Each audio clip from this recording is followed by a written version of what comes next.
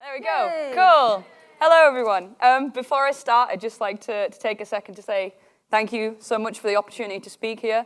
This feels like quite a big stage for me to stand on, and I'm super excited about it. So my talk is called Playing the Social Game, Designing Educational Games for Autistic Children. And I imagine that this seems like a topic that many of you may never have considered before. It can initially appear quite niche. But I do believe that there are many lessons from it which have applications to games in general. So I hope that you'll all take something away from it. The talk is largely based on a project which I completed while I was at the University of York in the UK just last year. There's me in the middle holding my finished report. I'm super proud with it. I studied computer science and artificial intelligence at York. I also do a bit of freelance illustration and art stuff. And since graduating, I've joined Ubisoft on their graduate campaign as a UX designer on a new AAA project. And I'm super excited to be doing that. So my talk, as I say, this is based on a paper which I made at university, which is called Social Dialogue Systems for Autistic Children, which sounds way more intimidating than the title of this talk. But it was basically inspired by the fact that there is an increase of people making games, and specifically educational games, for autistic children. And my university initially, we were interested in getting involved in this and making one and looking at how we could potentially develop some AI, particularly a conversational AI, known as like a chatbot, for example, to be used in these games. But the more that I picked it up, I had a pre-existing interest in the topic, but the more that I kind of looked into it and thought about it, I was like, there's a way more interesting question here to me, which is like the use case. It's like, why are you giving it to an autistic child? Like, what's your motive behind that? Why is it going to work? How can you make sure you've done it well? So I just went further and further down that rabbit hole, and I discovered that there's actually a load of discourse going on in the subject, which I initially had never considered before. And there's actually lots of problems where lots of people are making the same mistakes. So I'm going to try to show you what some of those problems are and some of the ways that I tried to tackle them. And I'm going to tell you I do not end in the world's best game for an autistic child ever that's ever been created. But I'm going to show you what I've been doing and how I've tried to solve some of the problems. So first, we're going to consider what does it mean to be autistic. The second is what are autistic people like as players. What are the current problems that I stated with the games that are being made? And fourth, how did I go about trying to find some solutions? So just some definitions quickly of some words I'm going to use. Neurodivergent. A neurodivergent person is a person that has a variation in their brain's processing of sociability, mood, attention, or learning. So this is things like ADHD, autism spectrum disorder, PTSD. Everybody in the room will know somebody that is neurodivergent, whether you know that they are or not, or whether they know that they are or not. You will know somebody because it is such an umbrella term. And the opposite, another phrase I'm going to use is the word allistic, which is basically just a person who isn't autistic. If you're not autistic, you're allistic. So with that, what does it mean to be autistic? To answer this, I'm actually going to take one broader step back, which is first, what does it mean to be disabled in general? There's loads of different ways of thinking about this, loads of different models or way that people conceptualize it and answer this question. The most kind of digestible way I've found is this approach of the medical model versus the social model. The medical model is the much older model, and more people gradually are moving to the social model for reasons that I hope will become apparent. So under the medical model, people are disabled by their condition. But under the social model, people are disabled by the barriers that they face. So the problem under the medical model is seen as the individual and their impairment. But the problem under the social model is the attitudinal, physical, or communication barriers that this person faces, which means that when you're considering solutions, your focus under the medical model is to cure the person or alleviate the personal effects of their impairment. But under the social model, you consider more how do we remove the barriers that they face to make things accessible to them. An interesting application of this is the language that's used. So under the medical model, you might say a person with a disability. But under the social model, it's more accepted to say a disabled person with an impairment. There's two kind of models of thinking behind this. The first is that it acknowledges that it is not it's not something you should be ashamed of to be a disabled person. Therefore, by referring to people outrightly as disabled, it's not a negative thing to be doing. And the other point is that it's to kind of reflect this idea that if you are disabled, often it can impact how you live your life so much that you can't separate your identity from the fact that you are disabled. And again, this is not a thing to be ashamed of. Therefore, saying a disabled person with an impairment should not be insulting to anybody. To put this into the context of games, an example is that, say, you've got a player who's struggling to read the small UI on a video game console in their living room. The medical model might say, why don't they just rearrange their entire living room so that the sofa is near the TV? Or why don't they spend a load of money to get their eyes fixed?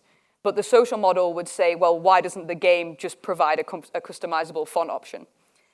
Following one discourse or another, it means that you're going to reproduce that ideology in your work. So in UX design, this can mean, what do you consider the problem space in the first place?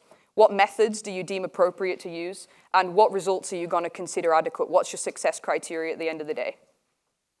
And this matters because it's especially important where disability is concerned, because disability really, it's defined by interfacing. It's the relationship between a person and something they're trying to interact with. And as UX designers, we should consider these relationships between the user and the tech, the product that we're designing for, but also how we're supporting this relationship between the person and the wider world. How does the tech that we're giving them, the game in this instance, what does that allow them to access in the wider world that they couldn't previously? And the way that you answer this, these two different types of relationship, is going to be massively impacted by the framework that you operate under. So given that disability is a misalignment in a relationship, for example, what does that make autism spectrum disorder? Well, autism spectrum disorder, the UK National Autistic Society simply calls it a lifelong developmental disability, which affects how individuals communicate and interact with the world. You will notice that the clinical name for it is autism spectrum disorder, not just autism. And this is in order to reflect the fact that there's such a wide variety of effects that people can face with it. But in order to get diagnosed with it, you have to match the diagnostic criteria that are currently in the DSM-5, which is from 2013. The definition's been kind of changed a lot over recent DSMs, but this is what we got at the moment, which is, first, you have to have persistent deficits in social communication. 2, you have to have restricted or repetitive patterns of behavior. This includes sensory behavior. And 3rd, the symptoms have to be present from an early developmental period. So you have to have had these symptoms from when you were a child all the way through to when you're an adult. It can't be something that you develop. But this DSM-5, I'm not going to expect you to read this, but this is a screenshot of basically what is used to diagnose someone. And once you start to look at it, it starts to become a little bit subjective. So we can start with things like unusual approaches to meet needs, abnormal responses to social overtures, or my favorite one, whose attempts to make friends are odd. Now, I don't know who gets to decide what that is, right? Like, also, what's the difference between odd, abnormal, and unusual? I don't know. And many people have similar feelings about this diagnostic criteria. And you actually only have to go as far as the UK National Autistic Society website to kind of find a more broad and, frankly, more digestible list of symptoms. And there's loads of nuances and considerations to the topic, so I'm not going to attempt to tell you everything that there ever was to know about autism right now, because it all goes to show that the conversation around ASD, autism spectrum disorder, is fast evolving and incredibly complex, but I'm just going to give you some considerations that are particularly apparent to this talk. The first is that 1 in 100 UK children have a diagnosis, which means that if you take a UK primary school, this means at least 2 children in a school will probably have a formal diagnosis. However, there is an increasing acceptance of self-diagnosis amongst neurodivergent communities in general, due to loads of things, increasingly long doctors' wait times, feeling that you don't fit the diagnostic criteria, and an increase of access to knowledge online. Some very specific points about this is that autism likely presents different in biological females, and this isn't necessarily reflected in the DSM-5 criteria. There's a large focus on research on autistic children and on adults, so if you're seeking a diagnosis in an adult, it can be particularly hard. And as I said, there's likely wider effects that aren't in these diagnostic criteria yet. So finally, we'll get on to some games, right? What are autistic people like as players? Well, studies show that most people that are autistic actually show a natural affinity and a good disposition for using technology and playing games. And there's a number of reasons for that. Again, I feel the need to give a disclaimer that this is not applicable to every single autistic person. People might look at this and think none of them apply to me, or they might look at it and think, yeah, I'm all of those. So I'm giving you a very high-level introduction at the moment. But the first is They are highly imaginative yet structured. So despite fantastical and unrealistic worlds and concepts, once you understand the rules and functions of a game, even in an open world game like Skyrim, it's always going to work that way. Once you know how crafting works, once you know how the combat works, it's predictable, and that can be incredibly satisfying entertainment for an autistic person, because autistic people can have a natural aversion to change, which means that things that have an enjoyable repetitive action, such as session or turn-based games, can be particularly enjoyable because they are changeable to the degree that they're still entertaining, but they're not going to trigger that aversion to change. The third point is that they can provide pleasing sensory stimulation. Autistic people are likely to become over or understimulated, and games can be really good at adapting the sensory experience to these times. So audio and visual and difficulty experiences can be highly customized to the individual. The fourth is that they can be anxiety-reducing. So autistic people are predisposed to anxiety, and giving them focused problems that can have no time limit, scoring metric, or pressure can help to alleviate stress, much like with anybody with a game like unpacking. The fifth is that they provide a great environment for socialization via proxy. So basically, I mean, you'll all know you can go into an open world game and you can make great friends, you can meet new people, you can socialize, but you don't have to do the face-to-face component, which can be anxiety-inducing for some autistic people. Many autistic people enjoy parallel play, which is this idea that perhaps an objective or environment is shared, but the players work independently alongside each other. This is observed in autistic children, where often if you give them both like a literal sandbox, they'll make like their own castles, and they'll have a great time, and they'll walk away from that thinking like, yeah, great, I've got a new best friend, but they didn't actually talk or like engage in the same sandcastle at all, which can be unfamiliar to autistic children. And the final one is that they support the idea of highly focused interests. So many autistic people often have a special interest, or they have a tendency to hyperfixate on things. And games can have a limitless progression and limitless content, which allows these players to hyperfocus if desired and really develop a sense of mastery. So it becomes really easy to see why autistic people play games. However, specifically in the case of learning games, but also games in general, the way that an autistic mind works can actually impact game design fundamentals, especially when you're trying to teach people things. Not just formal education lessons, but teaching them game mechanics or teaching them how your game world's going to work. The first is that there's differences in motivation. So everybody knows that the way you get anybody to do anything is like you say, hey, you do this hard thing, but like I'll give you a chocolate bar at the end or some equivalent of a reward, right? And that's how loads of game structure works. But it's actually been observed in some studies that this works the other way around for some autistic children, and instead you should give them the reward first to make sure that they're in a state where they're happy and they're comfortable, and then present them with the hard work. But this fundamentally is not how a lot of game design works. The second is that it can be incredibly important to set a pattern and routine for an autistic player more than it can be for an holistic one. So this is going to change the way that you pace your progression in your game. You might need to spend more time establishing routine. And the third one is that it's incredibly important that the instructions that you provide an autistic player can be clear, and that you avoid certain use of metaphor or expecting them to understand subtext or subcontext. And that means that the reminders of aims and rewards can be even more particularly important. And this, so like, usually when you give people a quest, part of that satisfaction is the idea of figuring out what it wants from me. And for some autistic people, that can actually be anxiety-inducing, and it's not fun. They want to be told explicitly, here's what's expected of you at this point in time. So even with those things, loads of people are making games for autistic people, as I said. And I also said that there's lots of people making the same problems, which, so why are so many people making the same problems over and over? Well, in order to go through this, I read a lot of literature review papers, but primarily what I'm going to present here is the findings of these two, which is the impact of technology on people with autism spectrum disorder and the agency of autistic people in technology research. And I kind of cross-compared these, and I found that there was 3 common threads between them. Between them, they looked at over 200 studies of papers that had done serious games for autistic people, generally assistive technology for autistic children, and all kinds of different things. And despite the context, there was these 3 common threads through them all. The first was problems with othering. The second was problems with agency. And the third was problems with enjoyment. So to begin with othering, Othering is this idea where basically you recognize that you are separate socially from someone else. And generally it is perceived as a negative thing because at its core really it is.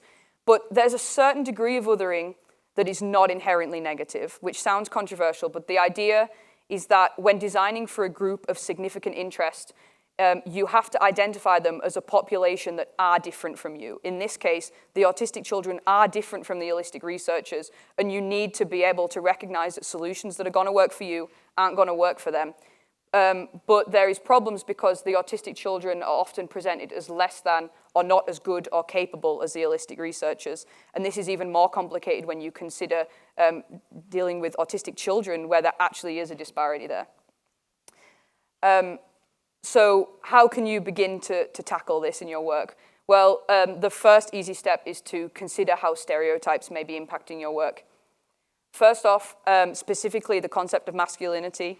I think there's a really, really interesting relationship between the fact that autism is seen as a disability for young boys and that games are seen as a male interest. And this is going to impact the language or the expectation that you have from the user research that you conduct. The second is appearance. Autistic people present exceedingly differently, or like in loads of different ways, and it can be hard for an holistic researcher to necessarily process that somebody is autistic if it doesn't match up with their perception of what they expect. And also, many holistic people can be surprised when they're met with an autistic person that is palatable to them. So often, autistic people can say to people, "I'm autistic," and someone will say, "Oh, you don't seem it." And it's like, okay, yeah, you know me in a very limited social setting, and I'm telling you this about myself, and you have to try and fight those stereotypes in your work when you're working with a wide array of autistic people. And the third is the concept of inspiration. So you should try not to consider disabled people generally in your research as something that is particularly inspiring or other them in this way that you put them up on a pedestal as, wow, I can't believe that you live your life in this difficult way, because it can become dehumanizing, and you should make sure that this doesn't impact the language that you use in your user research. So this all contributes to what the papers call an inversion of agency, which is basically the idea that the technology is more active in the dynamic than the child user themselves. The child user has to adapt how they want to work in order to attain high scores in the games. And this links back to this idea of the medical model of disability, or the social model. These games are operating under the medical model, where they're expecting the child to change how they are, rather than looking at focusing on things about how do we change the way that society is perceiving these children. So it's argued that despite the seeming, even when games seem successful, there's a recurring issue in this one-sided nature, and that the games are actually just centered around this idea of trying to teach children the modes of interaction that neurotypical adults want them to behave like, without the adults actually having to learn about how the autistic child might want to engage. So in order to combat this, you should make sure that your game is led by the child's natural desire to form social connections that are going to benefit them. You should consider how you're framing the lesson. Are you giving the lesson to the child as, we're going to give you this game that's going to teach you how to behave? Or are you going to say, here, we're going to play this game and it's going to help. We're going to try and build your confidence and identify where you might be struggling. And the third one, again, is this idea that adults can learn too. Maybe the game shouldn't all be about trying to get the autistic child to learn, and that instead it should be bidirectional and try and encourage adults to learn more about the autistic children that they live with or work with or teach. And all of this contributes to a lack of priority of enjoyment, which is really weird because like we're making games, so like enjoyment is usually seen as like the most important thing. But it was found that when evaluating the games, the experiences of the autistic children became secondary to the technology to achieve the desired outcomes, even to the extent that the games could become sources of anxiety for the children. So you should consider who you're prioritizing, who actually are you making your primary users in your game design. And this starts with signs of happiness. Autistic children can display happiness differently to holistic children, and you need to be aware of this if you're going to try and consider whether your game is successful or not. The second one, like anything where you're including a minority person, they should be involved throughout to make sure that you're not just shoving them on the end in order to make it, in order to fix the aesthetics, because their involvement should be more than aesthetics. Even when the papers stated that the games had involved autistic children throughout their design process, it was found that this often didn't actually include the initial requirement solicitation. So I summarized all these problems in this sentence, which is what I went into trying to fix them with, which was, there's a deficit of fun games which aid autistic children in finding their own coping mechanisms and confident approaches to problems, rather than adopting that of holistic adults. And this is what I went into trying to conduct my own research with. So there were some limitations to my study before I begin. The first is that it was UK-oriented because I'm from the UK, all of my participants were from the UK, which obviously is going to change the experiences that they've had. And it also means that they'd all been through a state school progression model. So in the UK, we do like primary school, secondary school, A-levels or college, rather than like, I don't know what it is, like junior, middle, and high school or something. I don't know. The second limitation was there was a number of sample biases. So the first one was a willingness to share. So the autistic people that I had involved in my research obviously were comfortable enough with social interaction and also to share their own experiences that they'd had. They were comfortable enough to share this with me, which you can make some assumptions, therefore, about the types of experiences that they've had in their life. The second was that there's a level of engagement displayed by the adults in the study, purely by the fact that, again, that they've been involved in the study. They're taking time out of their normal work hours or taking time out of being a parent in order to engage in my study, which says that they are putting a certain effort or are interested enough in their child's development more than necessarily every adult is, so there's a bias in the responses they're going to give. And that they had knowledge of the study purpose, so they knew that I was doing this for university, and to a certain extent, they probably wanted me to get a good grade. The third one is COVID conditions. So all the interviews were done remote. And also everybody wanted to talk about remote learning because it's what they were all going through. So as soon as you said like, oh, learning with tech, they were like, oh yeah, we're on Zoom. And I'm like, that's not exactly what I mean. But that was what loads of people wanted to talk about. So I got 3 stakeholder groups. These were autistic young people and young adults, teachers of autistic children, and parents and carers of autistic children. And I did as well collect like further demographic data about them. And I sought to find out what experiences they'd had with interventions growing up, their experiences with games in general growing up, and also some very specific interaction design frustrations, like what common barriers do they seem to face in tech in general that they try and use.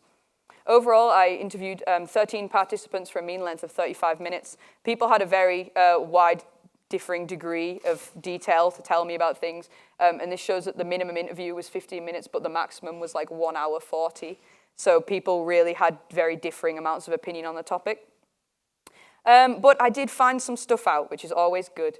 The first one is that all the participants, or pretty much all of them, the vast majority, they found a link between how well they were able to absorb a lesson and an established bond that they had with the adult that was trying to teach them it. So basically, the more that they felt that they trusted the adult, the better they felt that they could absorb the lesson, which makes sense.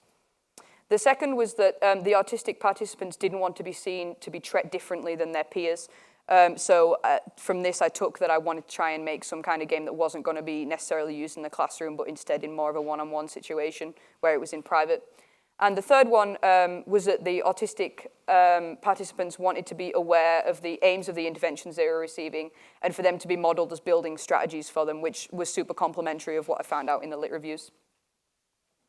And more specifically, more kind of less high-level findings were that the most reported barrier was sensory overload triggers, which I thought was super interesting.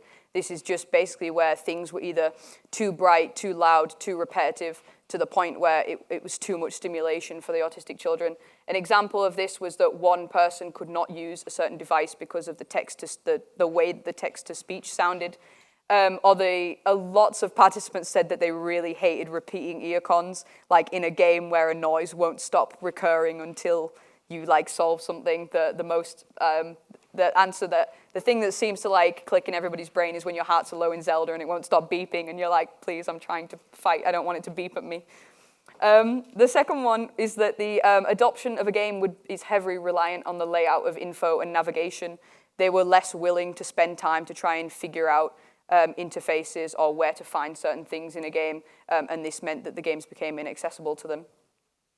And the adults' main frustration was the overhead time that it took for them to log into or open apps. And I think that this is just partly due to time restrictions in classrooms, or when you're a parent, you just want to get in there and start playing the game.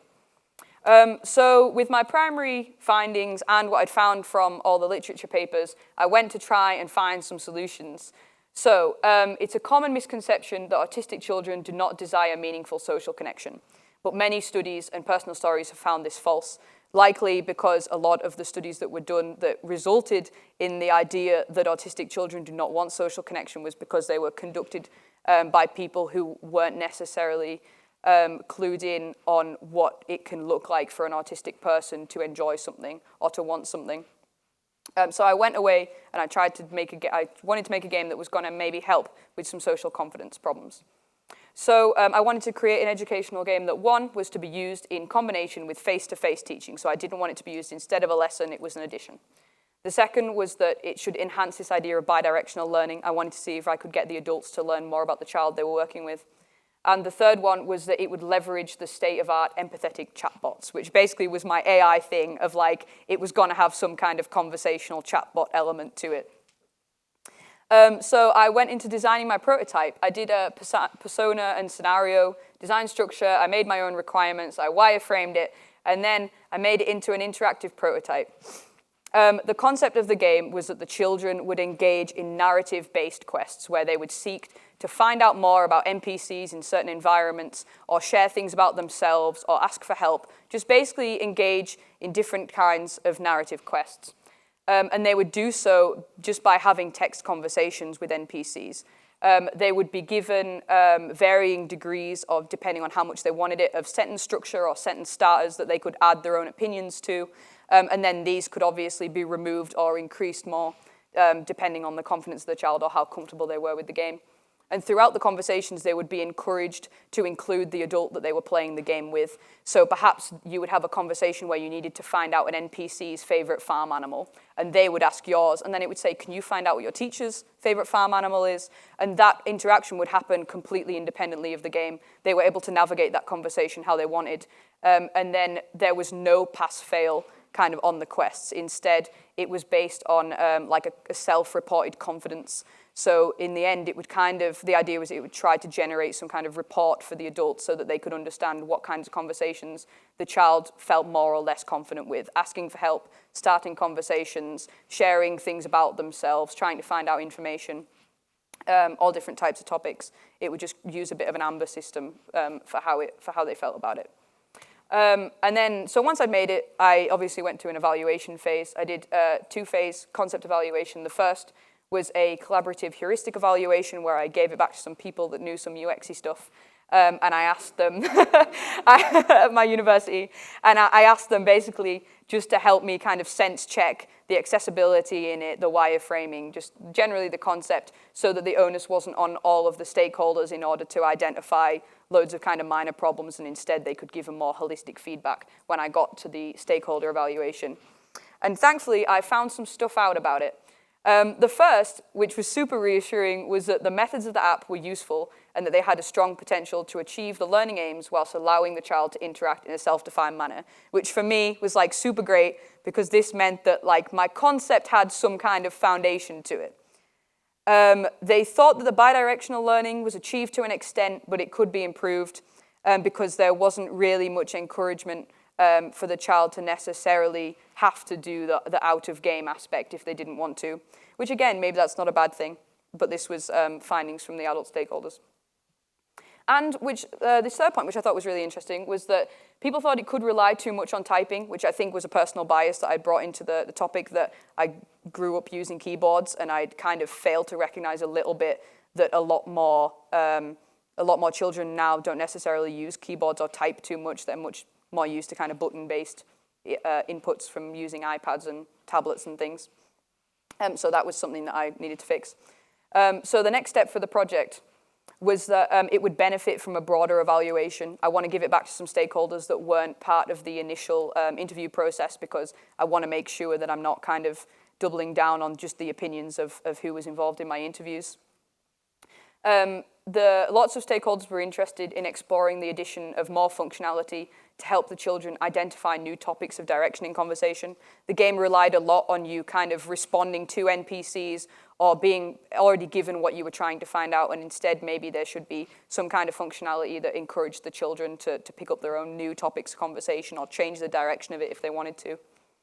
And that the next iteration should use a more advanced chatbot AI. It's not very complicated, it's just if I want it to be better, I need to prototype it with a better AI. So given that, again, I didn't make the world's best educational game for autistic children, what can you take from this? Well, the first is that there needs to be more solutions explored in this area, just across the board. And I hope that this is something that perhaps some of you maybe now will have a bit of an interest in. There's a lack of inclusion of autistic children in user design life cycles, specifically in the initial requirements solicitation and in accessibility evaluations. And that this contributes to a lack of tech which prioritizes the children's user experience and comfort over the game's success in adapting the child to attain high scores in assessments. And these findings can be linked back to a more global shift from the medical to social model in which autistic people are less encouraged to mask their symptoms. So some broader takeaways are one, that by understanding your ideology, you open yourself up to more comprehensive and holistic design. A load of the way that I approached this project came from me first understanding that framework of what problem are we actually trying to fix here, and that's applicable to anything that you're trying to design. The second is that being autistic can change how and why people play games. Any game that you make, you're going to have some autistic players, and there are some low-hanging fruit that you can do in order to make it more accessible to them. And that third, you should acknowledge the agency of disabled people in your research because games are for everybody. Are there any questions?